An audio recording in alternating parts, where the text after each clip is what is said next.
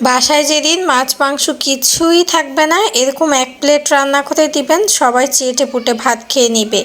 আমাদের গৃহিণীদের মাস শেষে অনেকটাই দেখা যায় ফ্রিজ খালি হয়ে যায়, মাছ মাংস তখন কোনো কিছুই থাকে না। তখন এইভাবে এক প্লেট রান্না করে দিলেই সেটাই সবাই খুব পছন্দ করে খাবে আর আপনার প্রশংসা করবে। একটা প্যানে তেল গরম করে নিয়েছি, এতে আমি বেশ খানিকটা পরিমাণ পেঁয়াজ দিয়ে দিয়েছি, প্রায় হাফ কাপের মতো দিয়ে দিয়েছি। এরপর এতে একটু রসুন বাটা দিয়ে দিব, আর এই রসুন বাটাটা পেঁয়াজের সাথে একটু ভালোভাবে ভেজে নিব। কয়েকটা কাঁচামরিচ মাঝখান থেকে ফালি করে আমি তার মধ্যে দিয়ে দিয়েছি। আপনারা যদি বেশি ঝাল খেতে চান তাহলে কুচি কুচি করেও দিয়ে দিতে পারেন। এবার আমি বাকি গরম মশলাগুলো দিয়ে দিব, লবণ, হলুদ, মরিচ, ধনে আর জিরা সব কিছু 1 চামচ করে দিয়ে দিয়েছি।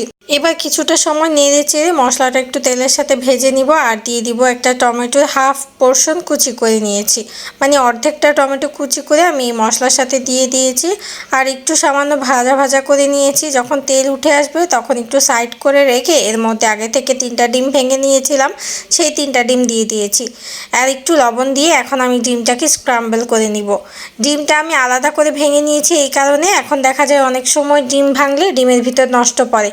একবারই যদি আমি দিয়ে দিই দেখা যাবে আমার পুরো তরকারিটাই নষ্ট হয়ে যাবে, যার কারণে আমি আলাদা আলাদা ভেঙে তারপর একসাথে করে নিয়েছি।